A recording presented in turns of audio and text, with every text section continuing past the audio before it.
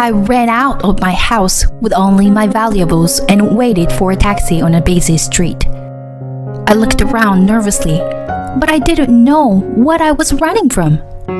I didn't understand how I had ended up being forced to run away instead of enjoying my honeymoon, which I had been looking forward to. However, I believed in my husband's words, who had told me to run away. So I was trying to escape from this town. I am Marin, a 30-year-old business consultant.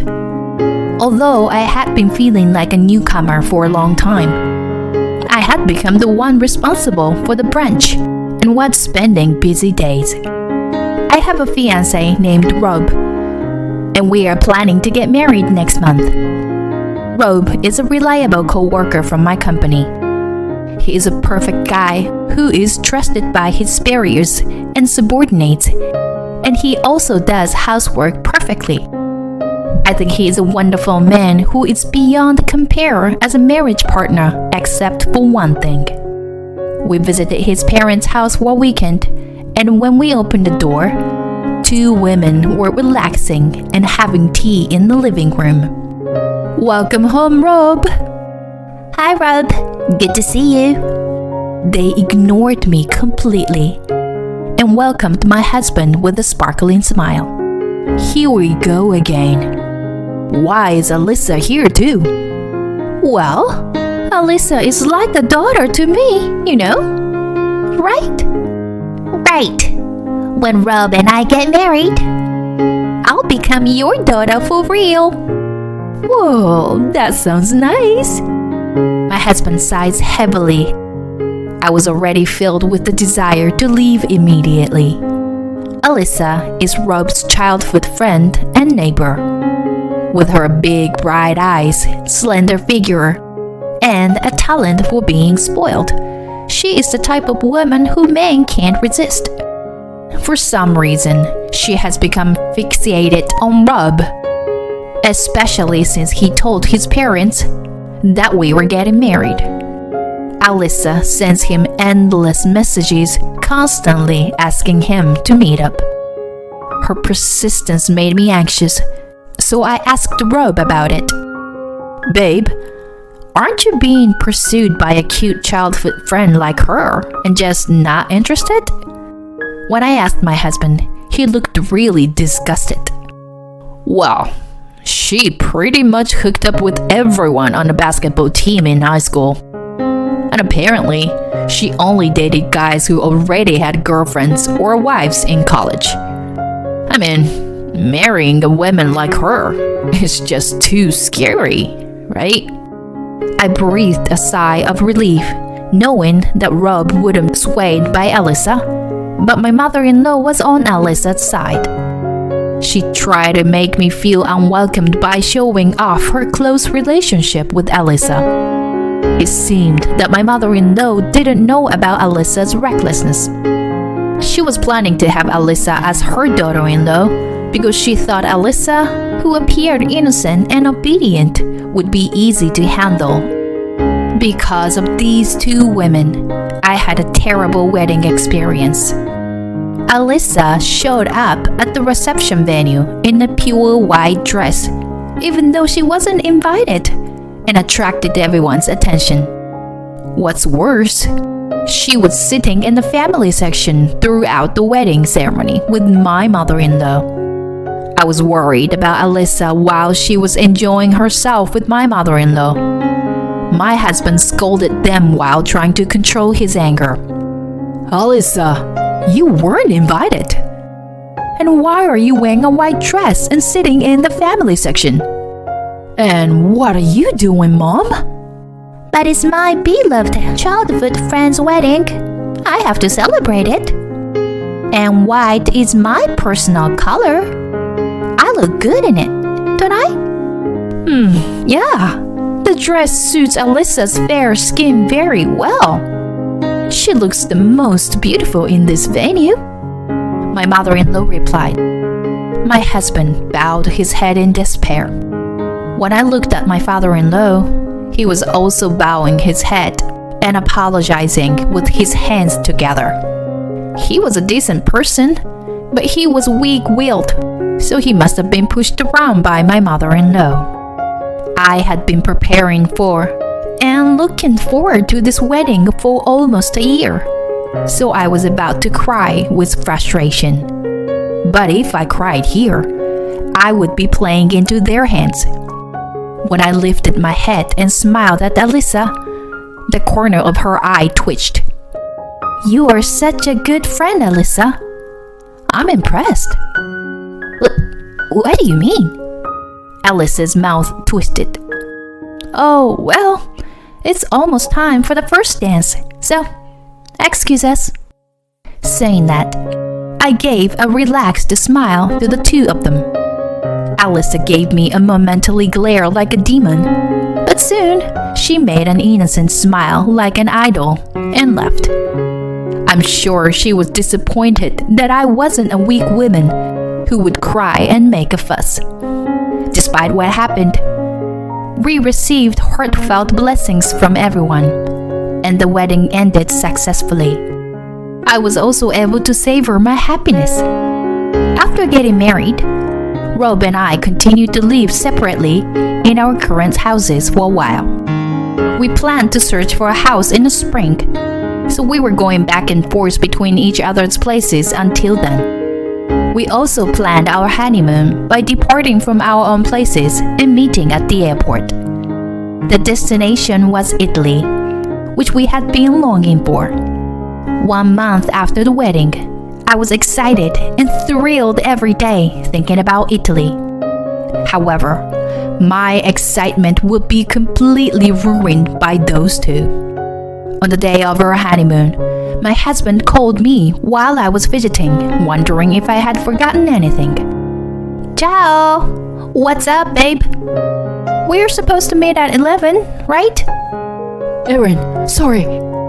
Contrarily to my carefree attitude, my husband shouted frantically on the phone.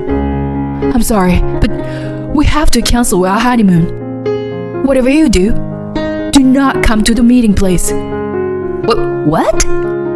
Listen, do not leave the apartment under any circumstances. No, wait.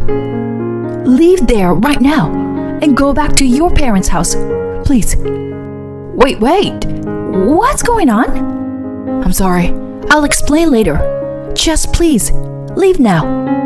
And the phone was suddenly disconnected. I stared at the phone in amazement.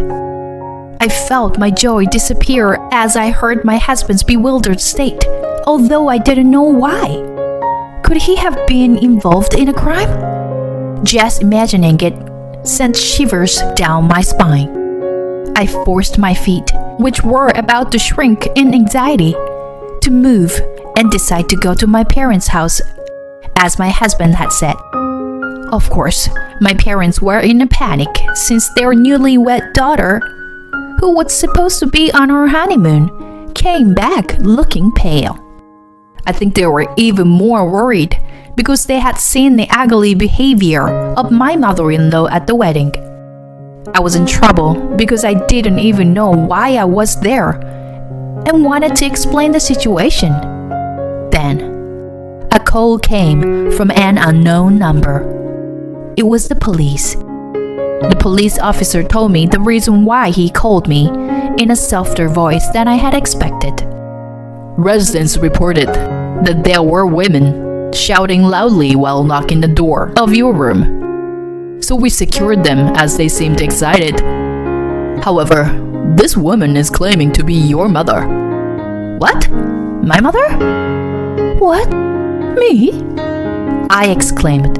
And my mother, who was right next to me because I had to put the call on speakerphone, also shouted in surprise. The police were surprised to hear my mother's voice. I was also momentarily stunned, but I soon realized who the women were. It was my mother-in-law, and probably Alysas was with her too. I didn't know why they had come to my place on the day of my honeymoon, but my husband had probably panicked because of them. The time for the flight we had reserved had passed, and our honeymoon was ruined because of them. I told the police officer firmly in a strong tone.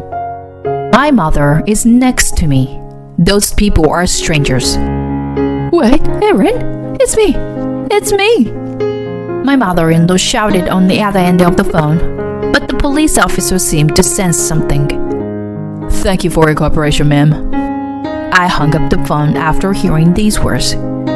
Probably my mother-in-law and Alyssa had come to my apartment to harm me. Several hours later, late at night, my husband appeared at my parents' house. As expected, it was my mother-in-law and Alyssa, who had been taken care of by the police. They had planned to detain me when they learned that we were supposed to meet at the airport. Their scenario was like this. Alyssa would run to my husband, who was waiting at the airport, and lie that I had eloped with another man. Then Alyssa would comfort my shocked husband and take him away. Then they would go on a honeymoon trip together.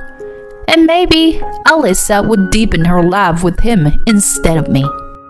It was such a ridiculous plan, and I couldn't help but be amazed by their shallowness. But their plan wasn't just that.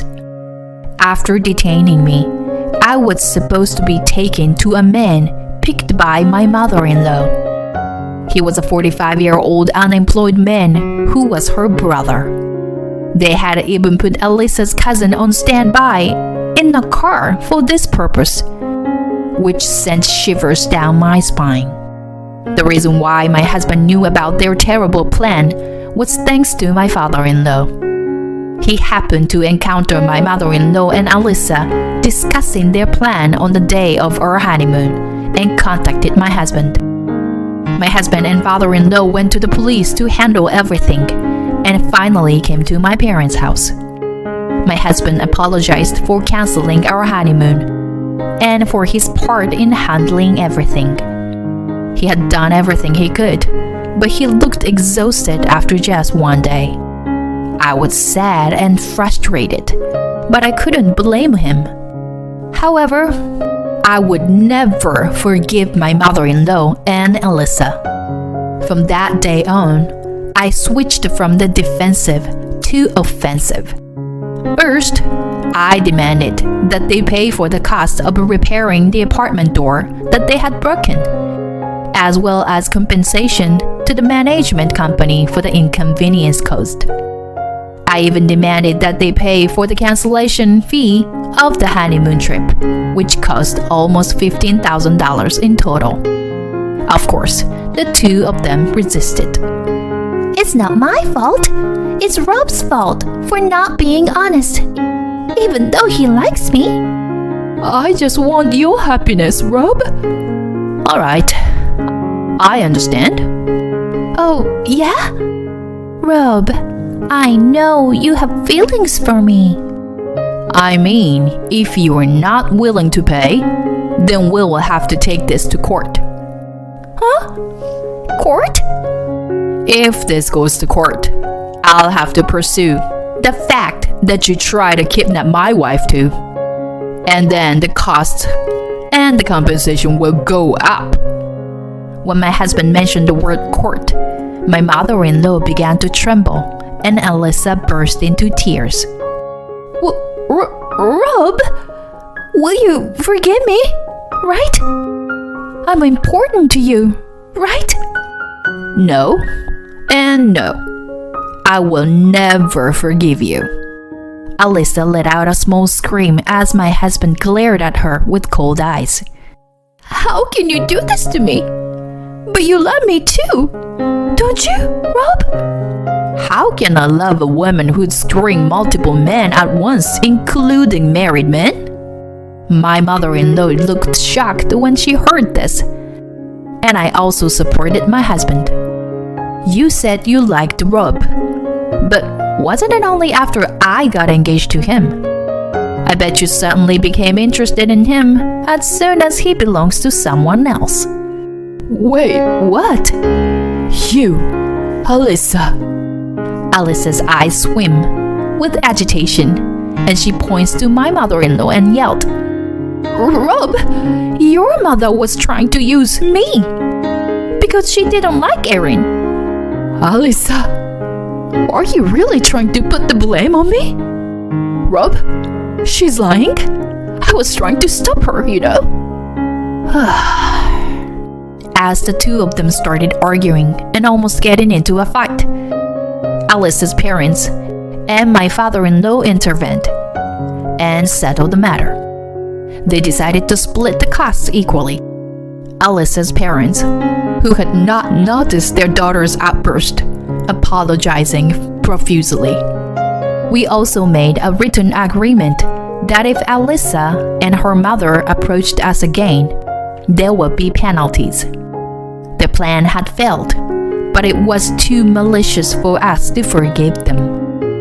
3 years later, we were living peacefully with our son when a man visited us. He introduced himself as Alyssa's fiance, dressed in a smart, expensive suit. When he went to Alyssa's family home to greet her parents, he happened to meet one of her classmates. And the classmates told him about Alyssa once being obsessed with my husband. We hadn't heard her name in a while and were taken aback. That classmate was probably someone who attended our wedding and witnessed Alyssa's misconduct. "I heard that Alyssa was planning to steal you away or something like that. I thought it was just a joke, but I noticed that Alyssa looked pale and shaken. So I did some investigation. You and Alyssa are childhood friends. You're not with her, right?" "Of course not. We've never even dated." Rob's statement put Alyssa's fiance at ease. Rob continued, "However, there's a possibility that she's dating someone other than me." "Huh?" "The Alyssa I know seems to be going on dates with different men every day. She even showed up at our wedding in a white dress and confidently sat in the groom's family section without being invited." That's... If you were going to investigate, I think you should widen the score beyond just me." Yes. Thank you for your time. Excuse me." Then Alyssa's fiance replied in a barely audible voice and left our home unsteadily. It seems that Alyssa's fiance was the son of a well-known company president and financially stable. But his family was furious when they found out about Alyssa's deception. Not only had she been seeing other men while engaged to him, but there were several of them, and he had broken off the engagement and was also demanding compensation for damages.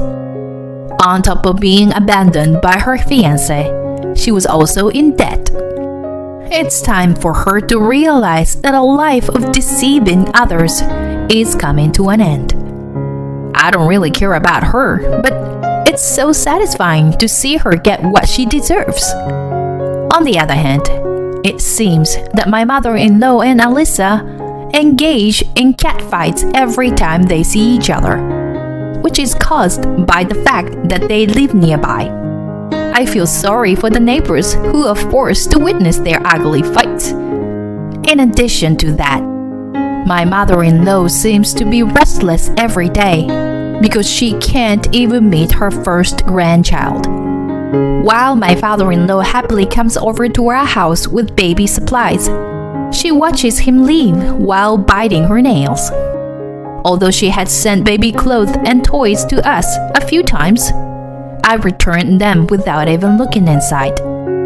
Amidst not being able to see her grandson or son, she must be grateful for the kind presence of her husband. As for my own family, this year, when my son turns 4 years old, we are planning to make up for our cancelled honeymoon. We are going to Italy. The unpleasant memories of the day are fading day by day, but I want to make unforgettable sparkling memories that will last a lifetime this time. Ciao! Ciao.